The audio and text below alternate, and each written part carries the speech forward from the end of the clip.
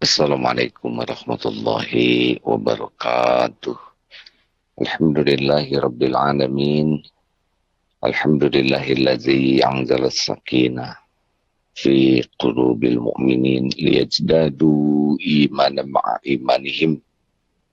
Allahumma salli wa sallim wa barik ala Sayyidina Muhammad wa ala alihi. Kalau kemarin dari Putrajaya, maka ini dari kota Kuala Lumpurnya.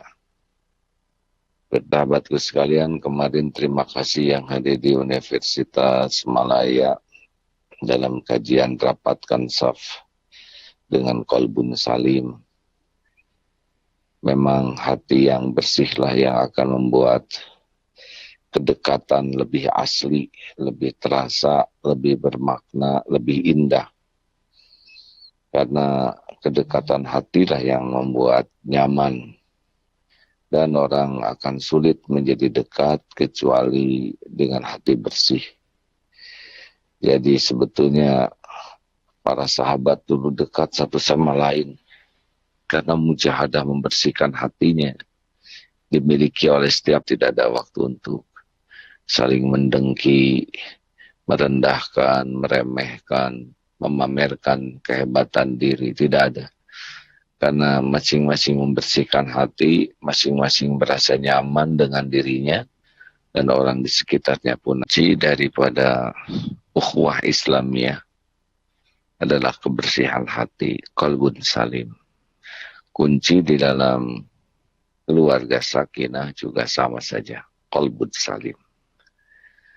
Upaya-upaya kita mempersatukan dengan silaturahim, dengan dialog, itu upaya yang bagus.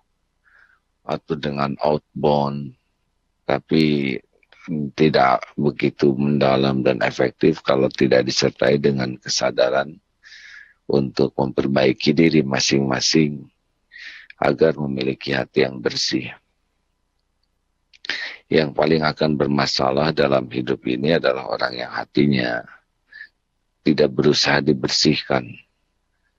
Membiarkan diri dalam kesombongan, membiarkan diri dalam ujub, ria, menuhankan pujian, penilaian orang, penuh dengan kedengkian.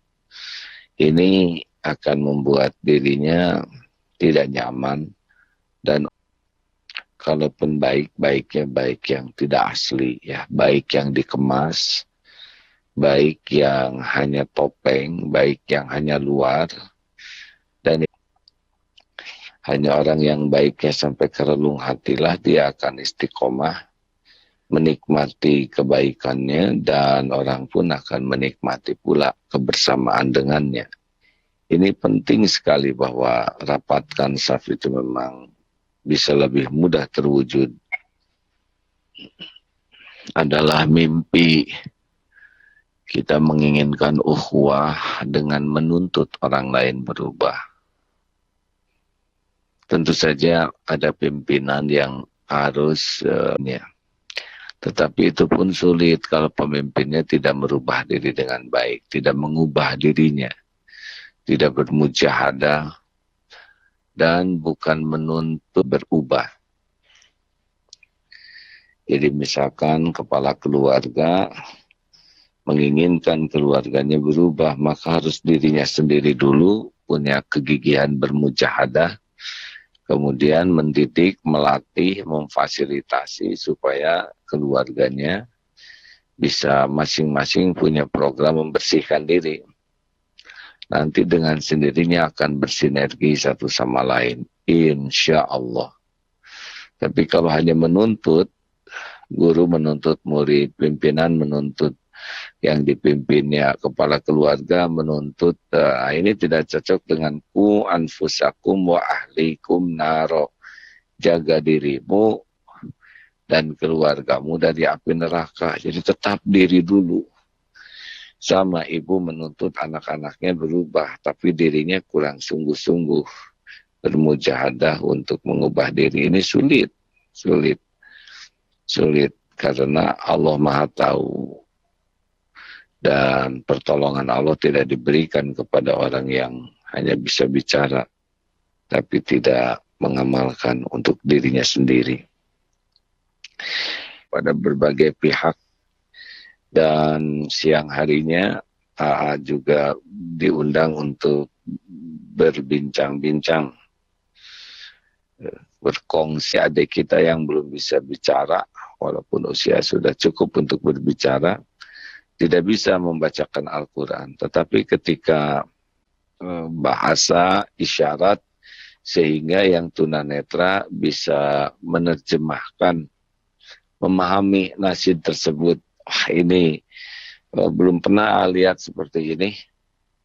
Dan alhamdulillah kemarin bisa melihatnya. Terima kasih kepada para mahasiswa, relawan-relawan, sukarelawan yang belajar ilmu bahasa isyarat, sehingga saudara-saudara kita yang tunarungu bisa mendapatkan ilmu dekat dengan Al-Quran dengan segala keterbatasan yang ada. Ini menakjubkan, ya, membuat ini yang sudah diberikan banyak kenormalan, kemudahan, kelapangan, tapi tetap tidak membaca Al-Quran, tidak membuka Al-Quran, tidak berusaha untuk akrab dengan Al-Quran.